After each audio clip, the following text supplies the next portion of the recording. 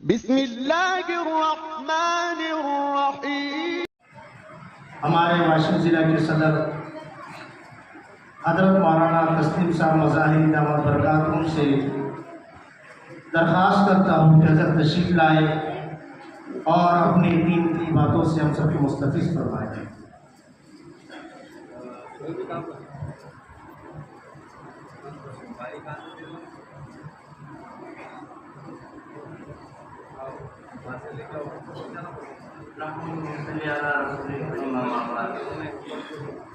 أعوذ بالله من الشيطان الرجيم بسم الله الرحمن الرحيم يا أيها الذين آمنوا قوا أنفسكم وأهليكم نارا صدق الله العظيم۔ اسٹیج پر بیٹھے ہوئے گیارہ لوگ تمام علماء کرام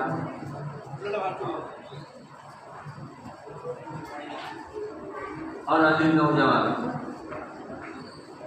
ہمارا یہ آج کا جمنا اور آج کی ہماری یہ نشست جو آپ اپنے قیمتی وقت کو دے کر یہاں پر تشریف فرمائے، ایک جمعیت العلماء کا بینر ہے، اور جمعیت العلماء ایک بہت پرانی تنظیم، دینی تنظیم ہے۔ وہ اصلاح معاشرے کے اعتبار سے، تعلیم کے ٹائم سے اور ہر محاذ کے اوپر امت کے لیے کھڑے ہو کر کام کرتی ہے۔ الحمدللہ کارنڈے میں یہ پروگرام ہونا کی دعا ہے۔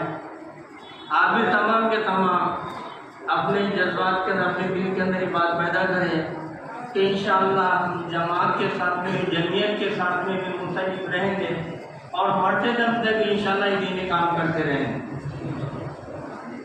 تو یہ آیت جو تلاوت کی گئی اس کے اندر اللہ رب العزت بیان فرما رہے ہیں، ارشاد فرما رہے ہیں کہ اے ایمان والوں اپنے آپ کو بچاؤ۔ اپنے آپ کو بچانا، اعمالوں پر اپنے آپ کو ڈالنا، آخرت کی فکر کرنا، ممنوعات سے رک جانا، جو کام اللہ کی طرف سے منع ہے اس سے پرہیز کرنا، یہ آدمی اس سے کر لیتا ہے۔ نمازوں کا بھی اہتمام آدمی اپنی ذات سے کر لیتا ہے، حج بھی کر لیتا ہے، قرآن پاک کی تلاوت بھی کر لیتا ہے، زکات بھی دے دیتا ہے۔ ایک اپنی ذاتی فکر ہے، اپنی ذاتی اعمالوں پر ذخیرہ ہے، خدا کے پاس لے جانے کے بعد بھی بینک بیلنس سے جمع کر رہا ہے، یہ بہت اچھا عمل ہے۔ لیکن اس کے اپنے اکیلے کی انفرادی طور پر عمل کرنے سے یہ آدمی بری نہیں ہوگا۔ جیسا ہی اپنی ذات کی فکر کرتا ہے اعمال کے لائن سے، ایسی اس کے اوپر ایک ذمہ داری دی گئی ہے کہ اپنے اہل کی بھی فکر کرے، وہ انفسکم و اہلیکم۔ جیسے خود نمازوں کا اہتمام، جیسے اور اعمالوں کے اندر جمنا ہے، جڑنا ہے، ویسے ہی اپنے اہل و عیال کی فکر کرنے کی ذمہ داری بھی ہم پر ڈالی گئی۔ اب اہل و عیال کی ذمہ داری بہت بڑا لمبا وسیع مفہوم ہے کہ والد کے اوپر ذمہ داری، شوہر کے اوپر ذمہ داری، استاد کے اوپر ذمہ داری، اپنی بستی کی ذمہ داری کے اوپر محلے والوں کو ذمہ داری، یہ اپنے اندر ایک وسیع مفہوم رکھتا ہے۔ لیکن والد کے ماتحت کے اندر اولاد ہے، اس کی بیوی ماتحت میں ہے۔ اب یہ حکم یہ دیا جا رہا ہے کہ اپنی اولاد کی بھی فکر کرے، جیسا خود فکر کرتا ہے برائی سے روکنے کی، فکر کرتا ہے مسجد کو آباد کرنے کی، تلاوت کرنے کی، ذکر کرنے کی، برائیوں سے روکنے کی، ایسی ہی اپنے اولاد کی ذمہ داری بھی باپ کے اوپر، ماں باپ کے اوپر ڈالے گی۔ اب آدمی یہ سوچتا ہے کہ ہم اپنی اولاد کو بولتے تھک گئے، مولوی صاحب کے ذریعے سے بھی سمجھایا، محلے کے بڑے لوگوں سے بھی سمجھائے، نانا کو بول کر بھی سمجھائے، دادا کو بول کر بھی سمجھائے، جتنی کوشش ہمارے بس میں تھی ہم نے بول دیا، ہم بڑی ذمہ ہو گئے۔ آدمی یہ عذر پیش کرتا ہے، اس میں دلیل پیش کرتا ہے کہ حضرت نوح علیہ السلام کا بیٹا بھی تھا، لیکن حضرت نوح علیہ السلام نے 900 سال تک محنت کی ہے بچے کو درست کرنے کے لیے، لائن پر لانے کے لیے، تو ہم کیا اپنی محنت کر لیتے ہیں؟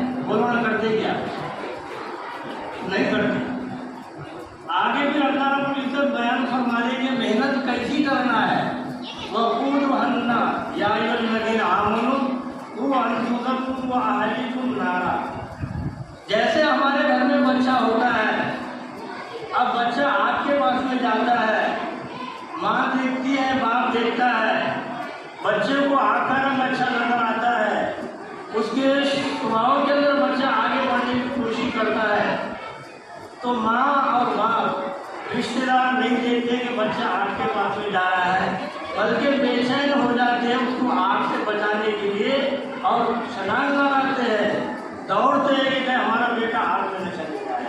تو جیسا دنیا کی آگ کے لیے اپنے بیٹے کو بچانے کی اتنی فکر ہوتی ہے، ایسی آخرت کی آگ سے بچانے کے لیے ماں باپ کو کیا کرنا پڑے گا؟ فکر کرنا پڑے گا۔ مثال دے کر بتایا اللہ نے کہ نعرہ جیسے اس آگ سے بچاتے ہو آگ سے بچاتے مولانا مفتی محمد روشن شاہ صاحب قاسمی دامت برکاتہ العالیہ سے میں ادب درخواست کرتا ہوں کہ حضرت تشریف لائے اور اپنے قیمتی باتوں سے ہم سب کو مستفیض فرمائے۔ صداقت کے، شرافت کے، امانت کے وہ خوگر ہے، صداقت کے، شرافت کے، امانت کے وہ خوگر ہے، شریعت اور طریقت کے بڑے ہی پیارے رہبر ہے۔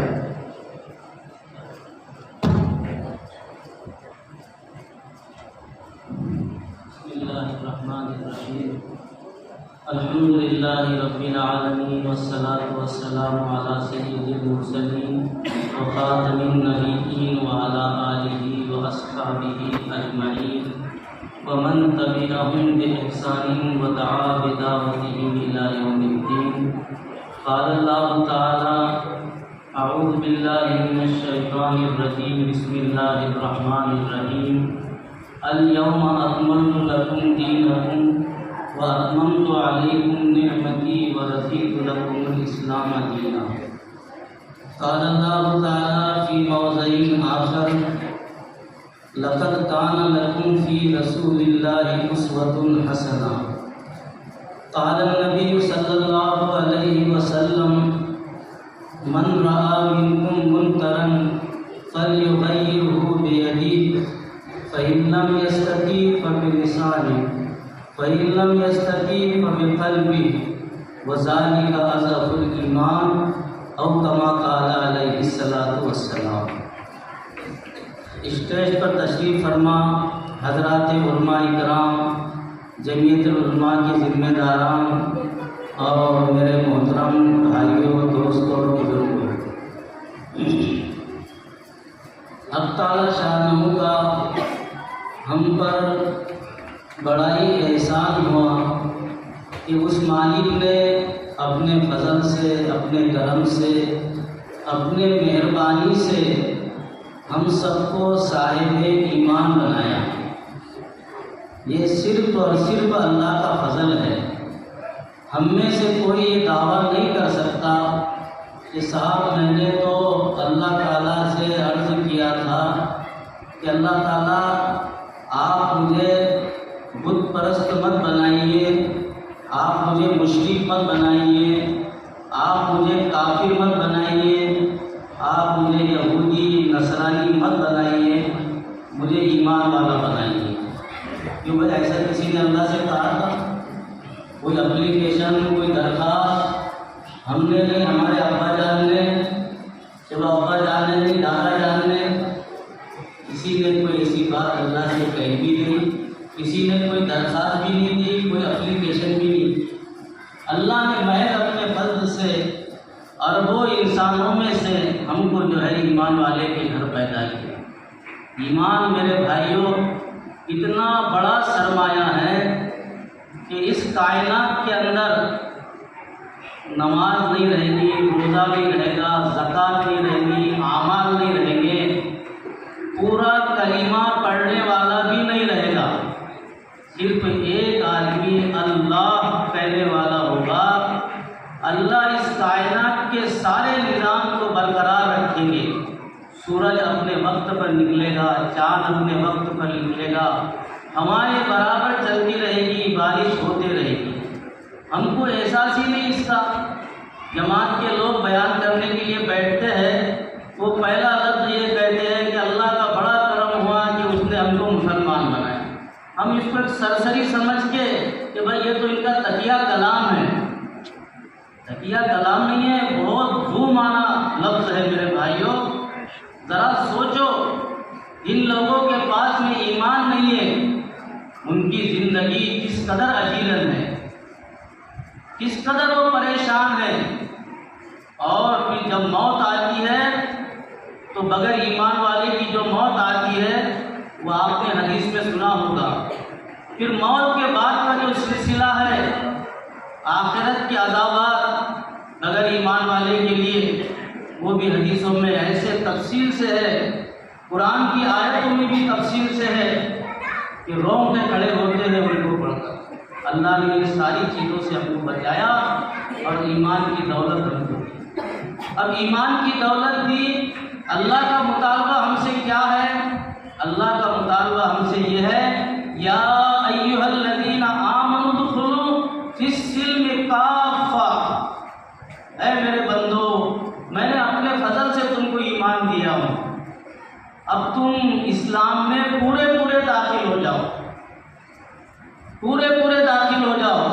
آدھا تیتر آدھا بٹیر، جہاں من میں آیا وہاں اسلام کی مانیں اور جہاں من میں نہیں آیا وہاں پر چھوڑ دیے، یہ مسلمانی نہیں ہے میرے بھائیوں.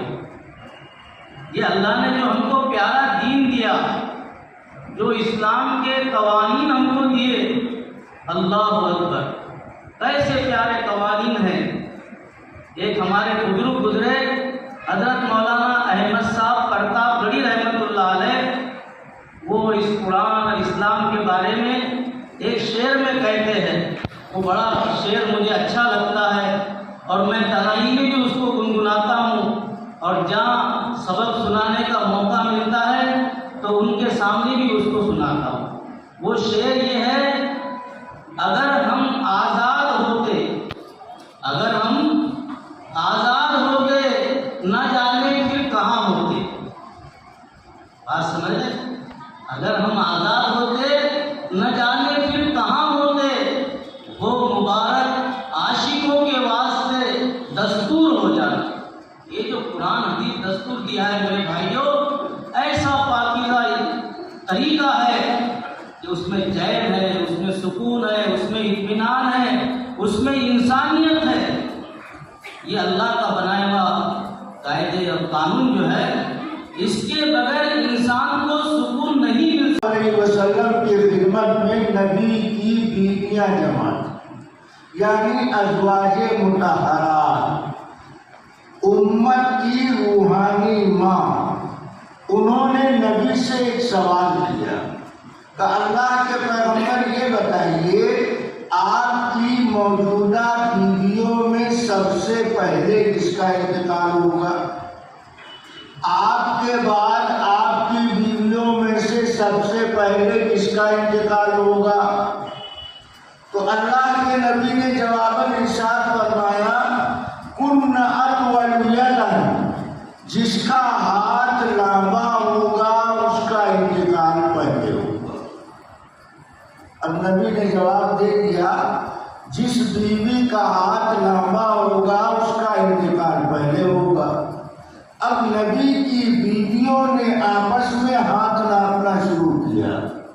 کسی نے لکڑی لے کر ناپا، کسی نے دھاگا لے کر ناپا، کسی نے دیوار سے ہاتھ لے کر ناپا. جب پیغمبر کی بیویوں نے آپس میں ہاتھ نپول کیا تو پتہ چلا سب سے زیادہ لمبا ہاتھ حضرت سودا رضی اللہ تعالیٰ عنہا کا، مگر انتقال سب سے پہلے حضرت زینب کا ہوا. اب نبی کی بیویاں سوچ میں پڑ گئی کہ ہم نے نبی کی بات کا صحیح مطلب نہیں سمجھا. ہم نے ہاتھ کی لمبائی سے گوشت ہڈی والے ہاتھ کی لمبائی سمجھا، نبی کی یہ مراد نہیں.